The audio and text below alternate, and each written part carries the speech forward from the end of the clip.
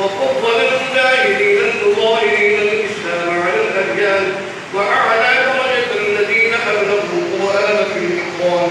وصلى الله تعالى على خير الخلق الذي لا نبي بعده محمد وعلى آله وأصحابه وأتباعه أجمعين إلى يوم الدين. اعلموا أن الدنيا دار البلاء والغرور والآخرة دار البقاء والسرور. فاذكروا فضيحة القيامة والصراط والنشور. ألا إن